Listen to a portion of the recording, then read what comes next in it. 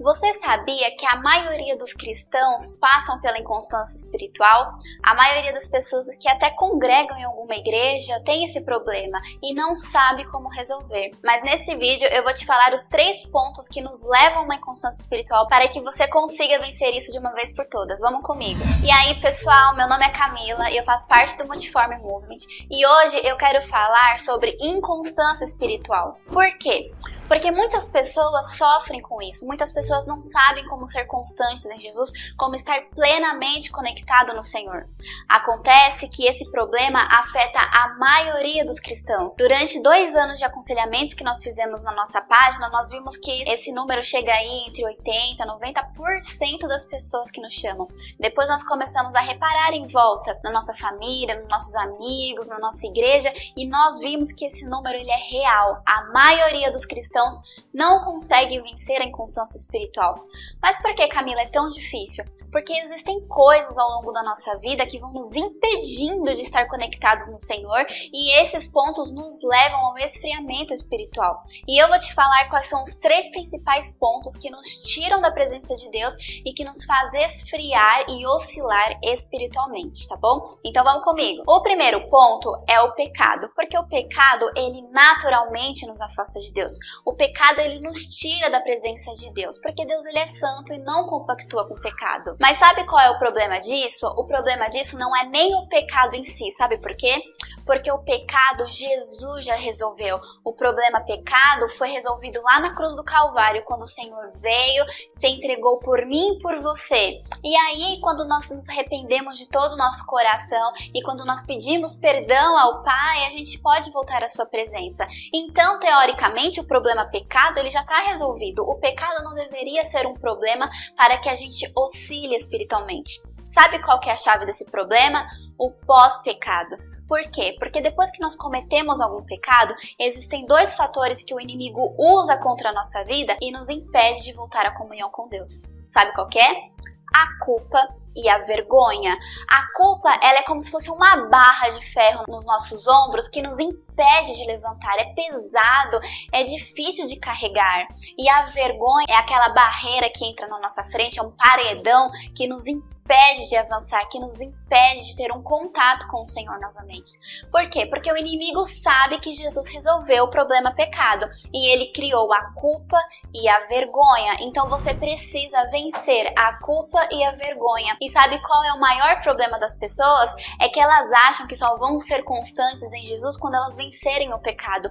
Mas isso é uma mentira, sabe por quê? Porque você só vai ser constante em Jesus quando você vencer o pós-pecado, porque quando você passa pelo pecado, mas você consegue voltar à comunhão com Deus depois que você se arrepende, você tende a pecar menos, porque você vai ser menos inconstante. Eu vou te exemplificar melhor. Sabe quando você reprova em alguma matéria na sua escola, na sua faculdade? O que você faz? Você abandona a faculdade, aquela matéria, a escola, porque você reprovou naquela prova? Não, você estuda mais, porque você vai ter mais conteúdo para que quando você venha de novo fazer aquela prova, você passe naquele conteúdo, você passe naquele teste. Mas na nossa vida espiritual nós fazemos diferente. Quando nós reprovamos espiritualmente falando, quando nós pecamos, nós em vez de buscarmos mais a Deus para que não venhamos pecar novamente, não, nós fazemos justamente o contrário, nós abandonamos a nossa vida espiritual. Sendo que quando você abandona a sua vida espiritual, como é que você vai deixar de pecar depois? Tá entendendo? Então as pessoas elas invertem, elas acham que primeiro vão parar de pecar para depois serem constantes, mas isso é mentira. Você precisa primeiro ser constante e a consequência da sua constância é você evitar o pecado. Então vamos para o segundo ponto, que é preguiça espiritual. E depois de 5.000 aconselhamentos na Multiforme, nós identificamos que muitos cristãos passam pela preguiça espiritual. E eu vou te falar quais são os 3 pontos que nos levam a uma preguiça espiritual. Bom, o primeiro ponto é a rotina. Por quê? Porque quando você se acostuma a somente ir para a igreja e você se satisfaz com isso, você está apenas conformado com os cultos. E isso é errado, sabe por quê? Porque a nossa vida espiritual, para que ela seja constante em Jesus, ela precisa estar todos os dias conectada com o Senhor. Não adianta você só ir aos cultos na segunda, na quarta e no domingo, ou então só participar dos grupos, isso não faz você ser constante em Jesus. Os cultos, eles são importantes? Extremamente essenciais, porém não te faz ser constante. Então quando você cai na rotina, muitas vezes você vira até um religioso, porque você acha que somente o fato de você estar na igreja, as quatro paredes, te faz um crente, mas isso não é verdade. Você só é um cristão, uma pessoa realmente fixada no Senhor, quando você está todos os dias conectado nele. A religiosidade, o costume, a rotina nos leva a distrações, então começam a surgir coisas durante a semana que começam a nos distrair. Pode ser um trabalho, pode ser um relacionamento, pode ser um problema, pode ser muitas coisas que nos levam a distrações. Muitas pessoas nos chamam na Multiforme e perguntam como que fazem, por exemplo, para parar de ver filmes e séries para se dedicar ao Senhor. Isso se chama preguiça espiritual, porque a pessoa deixa de ter a Deus como prioridade e começa a colocar tudo que está em volta dela. É que nem quando você quer estudar, já parou para pensar? Você quer estudar, mas você não consegue. Até a mosca que passa do seu lado é mais interessante do que o seu próprio estudo. Pois é. Isso é a preguiça espiritual.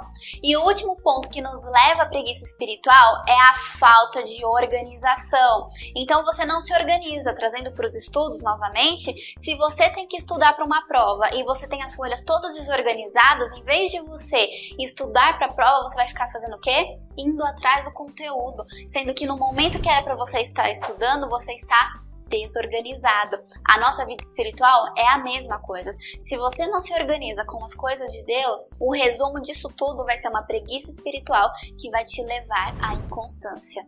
E qual que é o terceiro e último ponto, Camila? O terceiro e último ponto é criar expectativas. Sim, eu sei do que eu estou falando porque eu já vivi tudo isso e eu já criei muita expectativa sobre a minha vida espiritual. E o que a expectativa faz com a gente? Ela traz desânimo e frustração. Então existem muitas pessoas que estão desanimadas e frustradas com a sua vida espiritual. Por quê? Porque ela cria tanta expectativa em cima da sua vida espiritual que quando ela não alcança aquilo que ela almeja, o que ela faz? Desanima. E qual é o sentimento que isso traz?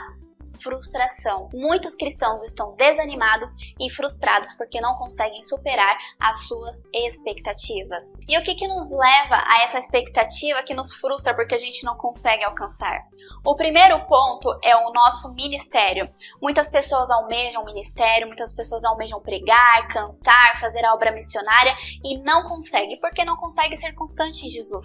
E aí essa necessidade dela estar procurando um ministério, exercer um ministério na igreja, faz com que ela crie uma expectativa sobre a sua vida espiritual, e isso é uma coisa ruim, porque ela começa a buscar a coisa certa, mas pelo motivo errado. Por quê? Ela começa a buscar a Deus pelo seu ministério, sendo que ela deve buscar a Deus por amor. Quando você busca o Senhor, quando você é constante em Jesus, o seu ministério é consequência. O segundo motivo que nos leva a criar expectativas sobre a nossa vida espiritual são pessoas. Sim, por quê? Porque nós nos espelhamos em pessoas. Muitas vezes nós olhamos o nosso pastor, o nosso líder, algum influencer no qual nós nos identificamos e nós pensamos assim: eu quero ser igual a fulano.